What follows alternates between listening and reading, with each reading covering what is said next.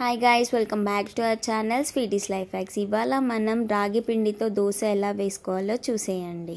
ముందుగా రాగి పిండిని 2 స్పూన్స్ వేసుకోండి ఒక బౌల్లోకి. అదే రాగి పిండిలోకి 2 స్పూన్స్ గోధుమ పిండిని, అలాగే 1 స్పూన్ రైస్ ఫ్లోర్ అంటే బియ్యం పిండి అది కూడా వేసుకొని ఆ పిండిలన్నీ 3 కలిసేలాగా బాగా కలిపేసుకోండి. దాంట్లోకి కొద్దిగా సాల్ట్ని కూడా వేసుకొని ఆ సాల్ట్ కూడా అంతా కలిసేలాగా బాగా కలిపేసేయండి.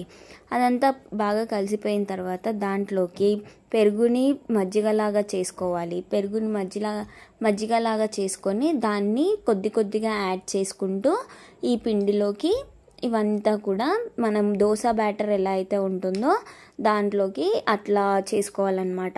ఇలా లమ్స్ ఏం లేకుండా బాగా కలిపేసేయండి. ఎక్కువసేపు కలపండి. ఎక్కువసేపు కలిపితే అదంతా కూడా బాగా మంచిగా అయిపోతుంది. మనకి దోశ బ్యాటర్ ఎలా అయితే ఉంటుందో అలా వస్తుంది మనకి. అదంతా కలిసిపోయిన తర్వాత దాంట్లోకి కొద్దిగా వాటర్ కూడా యాడ్ చేసుకోవచ్చు. మనకి పెరుగుని యాడ్ చేసుకుంటే అంటే పులుపు బాగా వస్తుంది అండ్ సాఫ్ట్నెస్గా కూడా ఉంటాయి పెరుగు యాడ్ చేసుకుంటే. అదంతా కలిసిన తర్వాత పక్కకి 2 మినిట్స్ పెట్టేసేయండి. ఆ తర్వాత ప్యాన్ పెట్టుకొని దోశ ఎలా అయితే వేసుకుంటామో అలా వేసేసుకొని పెట్టేసుకోండి. కొద్దిసేపు నానితే ఏంటంటే పిండి మనకి దోశ బాగా వస్తుంది, లేదు అంటే బ్రేక్ అయిపోతుంది అన్నమాట. అంతే అండి. ఒకసారి మీరు కూడా ట్రై చేసి మాకు ఎలా ఉందో కామెంట్ బాక్స్లో ట్రై చేసి చెప్పండి. Thank you for watching this video.